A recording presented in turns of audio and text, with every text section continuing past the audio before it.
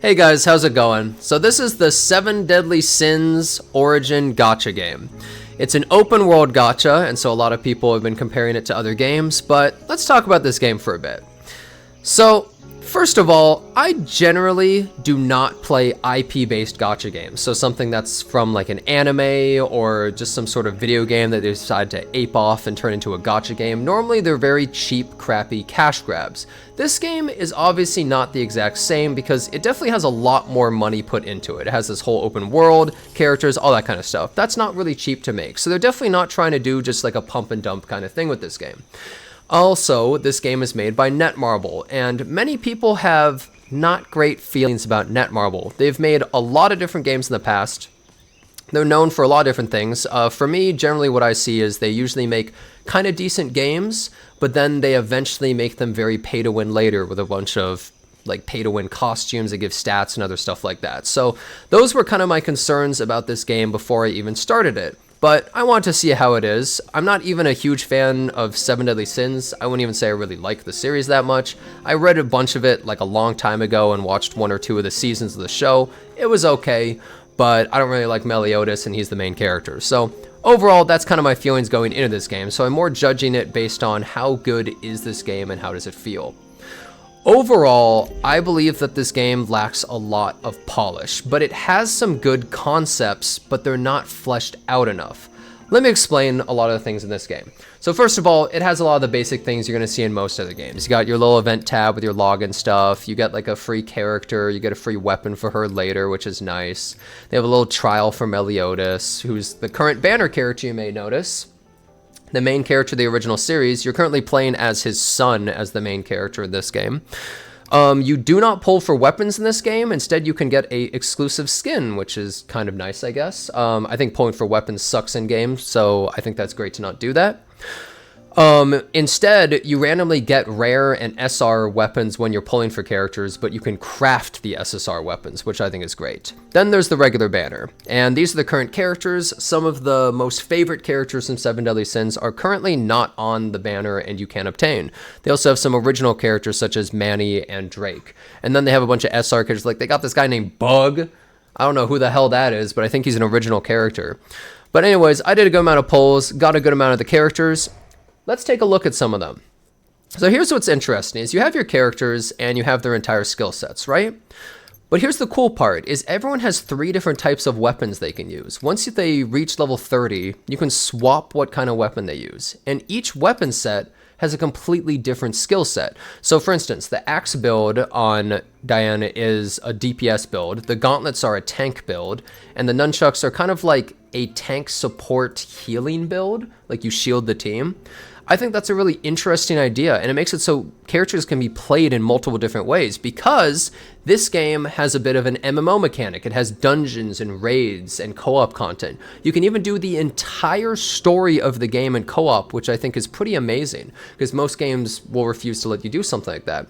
You can play essentially this whole game in a party if you want, which I think is a really great concept. However, don't try to look for parties at 8 a.m. on a weekday because I sure as hell couldn't find any of those on US West. Server does matter in this game. There's US East and US West. They split America into 2, and so I might not be able to play with a lot of other people that live relatively near me, unfortunately. However, I think it's really cool that all these characters have these different weapon sets. I haven't unlocked hers, but like for King, he has a staff, he has a book, and he has some other like wand kind of thing. This guy has like a floating sword behind him, a staff, and then like a sword he actually wields. She has like this, a sword and shield, and like a kind of rapier sort of weapon. And I think these are really good ideas. And also, something that's really cool is you don't buy skins in this game, at least not yet. We'll see what happens down the line. You actually craft different skins for characters, which I think is a really, really good concept. I think more games should have something like that, but normally they would rather just sell them. So I think these are really cool elements the game has. Now let's talk about the combat. I would say this is probably one of the biggest issues of the game. It feels incredibly unpolished and it doesn't feel right. Everything feels very stiff. You feel like you don't have enough control over your characters sometimes. You feel like you're stuck in actions, and sure, you can cancel them into the dodge, but they don't really feel right. And then some of the animations just feel downright terrible. Like, look at this air down attack. It's weirdly delayed. You just kind of sit there at the bottom. It feels jank. And you could say these are nitpicks. But when all of the combat in the game kind of starts to feel like that, it starts to matter a lot more than just a nitpick and starts to give you a sense that things don't really feel right when you're fighting. Now, some of the characters have really fun skills that you get to use. Like, some of them feel pretty good to use, but a lot of them feel jank. This guy has this really cool ability where this just spirals around your character and you can swap to other characters and it's still there. But like, for instance, this is an SSR character, Jericho here. I actually had to pull this character. This is her basic attack chain. I'm just holding down the basic attack chain. It's very simple and like kind of boring. And for a character that you would pull as an SSR, it feels a bit underwhelming to have that. Now, if you use this ability, well, now she does these attacks, which is a little bit more flashy and kind of cool. But it still feels a little jank. The non-jank part is she teleports to enemies, which is pretty cool. She has that special ability. But I think a big issue people have is the combat doesn't really compare amazingly to some of the other games that are out right now. So I'm just going to quickly compare this game to Genshin, Wuthering Waves, and Arknight's Enfield because I think it's fair to compare them so that people can get a sense of how it feels. I would say that this game's combat is definitely much worse than Wuthering Waves. It feels less in control and more stiff than Genshin Impact. But if we compare to something like Arknight's Enfield, I would say it has a similar level of stiffness, except the enemies feel like they're more built for a different game. Sometimes they'll be doing a lot of attacks, and you feel like you don't have enough time to be throwing in your attack chains and abilities while also dodging. Like, some moves take just downright forever. Like, that takes so long to use against an enemy that's spamming attacks. Like having a channel time.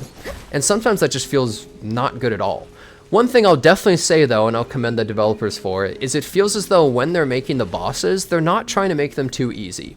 I think enemies in this game are ridiculous bullet sponges. They're really, really tanky, which I don't think is a good thing. But they do actually also give the enemies a good amount of damage and you feel like you can die. Now, look at this random enemy. I just raised my world level and I'm not really that strong, but this is just a normal enemy. Look at how bulky this guy is. Now, if I swap to King, I'll do more damage, but this is just like a trash mob, and look how tanky this guy is.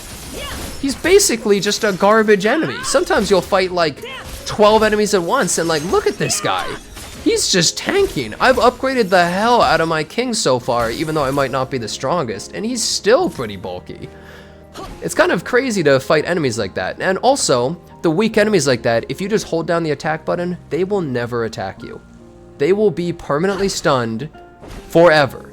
They will never get a single hit in. Now, let's see these birds. Are these guys stunnable? Yeah, so if I sit here and I just hold down this attack button, they will never attack me. Now, the bosses that you can't stun, they actually have some cool mechanics, sort of like raid mechanics. They'll have like red circles of where they're attacking. I think that's all great. I do think I'm probably on the weaker end, so it would make sense that I'm not killing these things too fast, but still, I do find it a little bit surprising these random trash mobs are able to tank me. Poor young giant birds. Now, this game does have different mechanics that I wasn't utilizing there. Like, it has different elemental reaction type things. You're also able to, for instance, with her, once you attack an enemy enough times, a burst happens that does a ton of cold damage, which I think is great. So it does have some mechanics like that that I haven't fully explored, but I'm just mostly talking about the feel of the combat more than anything else. Now, if we're talking about multiplayer stuff, we got dungeons. Like, I got the gold dungeon. This is dungeon for XP for your characters. You have this dungeon for gear for your characters. Now, one thing I think is a little bit concerning is you don't really get a lot of these cube keys. You have to use these cube keys to get the rewards to the dungeon. So let's say I do this dungeon, I want XP. This requires, I believe, 10 of these keys. So that means you could do 4 entire per day. And if you want to get more of them, well, where are you gonna go? Let's see, let's take a look at the shop. Well, you can use this that you get from pull currency, or you could spend in-game currency to buy more keys. I don't really see many other ways. I believe every day you get some extra keys though in a little thing right here. Yeah, once a day you get some free keys here. So that'll help you out a little bit. And I believe you can store those too, which I think is good. But overall, it feels like something you would want to be spamming with a group of people and playing a lot of, but instead you're very limited to how much you get to play, which I think is a little bit disappointing, because part of what makes multiplayer dungeons and bosses is like, let's go again, let's go again, let's keep farming and grinding this stuff. And then you got all the different boss challenges here. And how much grinding are you going to need to do? Well, it seems like a lot. So once you max level the character, so she's at level 27 out of 30, but once I max level that character, whoo boy, am I going to need a lot of XP, because look at Diane. So on the nunchucks, I've upgraded level 1 and level 2 nunchuck mastery. Then you can do level 3 and 4, and also each one of them has stuff that you can get as well to upgrade, more stats and abilities. And that's just the nunchucks. Then on the fist weapon, she has all those, and the axe. There's an insane amount of upgrades you can give to each characters. But you could also maybe say that the nunchucks on her is basically an entire version of a character. So you don't really need to upgrade the other two if you don't intend to use them. But still, there is a lot of total playtime you'd want to do, which I like, and I love the sense of progression and grinding for stuff. But the issue is, I feel like the game isn't going to let you play quite as much as you actually want to. Next, let's take a look at the map. So I've missed tons and tons of teleporters, which unlock actually being able to see the area. But overall, I'd say the map is pretty big. This is kind of like a huge overall area. There's a lot of stuff going on here. I've been mostly bum rushing a lot of the quests, so it would make sense that I've been missing out on lots of stuff. Now, I will say, even though the map is really giant, which I think is a huge plus, I feel as though there's a lots of areas that feel a bit empty, like there's not really much there. There's not much to do other than maybe grabbing treasure chests. But the treasure chests don't really give you a whole lot. They'll give you like 5 currency, 10 currency. Well, to do a single pull in this game, it requires 300 currency. So if you're trying to pull, you need 3,000. That's going to take a lot of chests to open. Let's also talk about the shop really quick. So if we're looking at this stuff, the first time you buy this, you get a double top-up bonus. So it's 12,200, 12,200.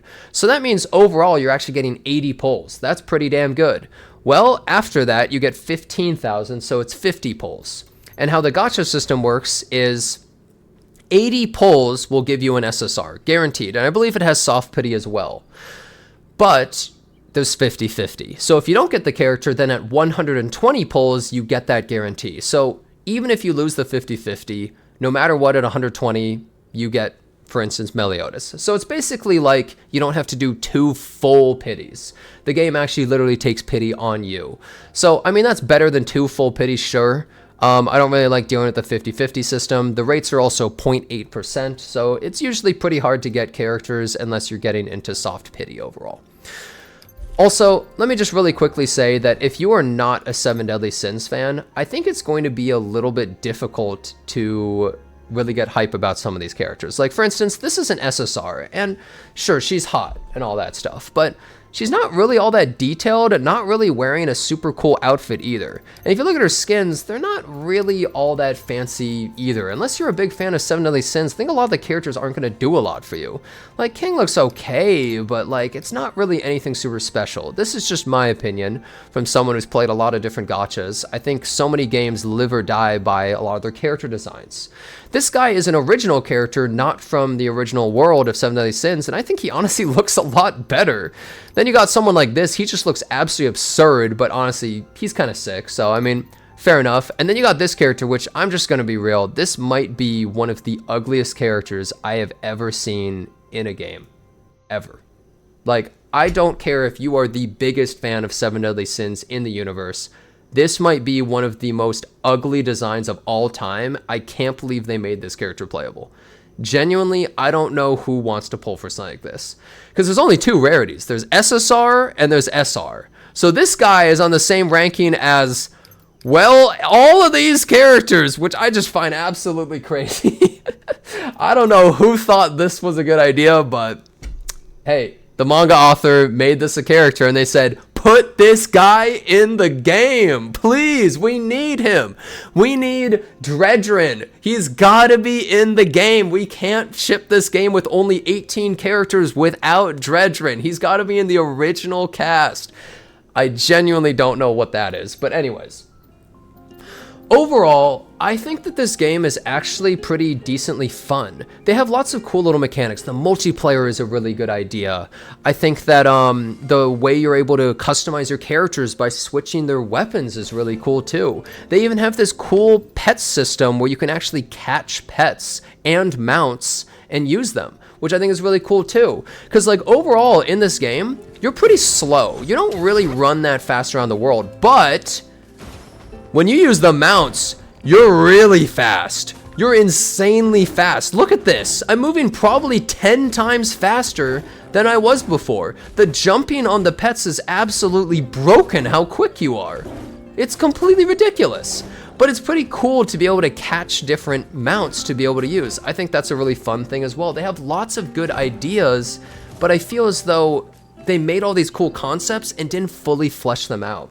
One other thing I would like to talk about that I think will piss a lot of people off. Every character has a unique innate skill that only they have. So for instance, she has this ability, she's able to make a rock. As far as I know, it seems completely useless other than making a platform, so whatever. Most people aren't going to be mad that they don't have that. But then what about this character, King? Well, he has this cool little ability where he can just look somewhere and then he just goes there. Like, that's kind of insane for Traversal, wouldn't you say?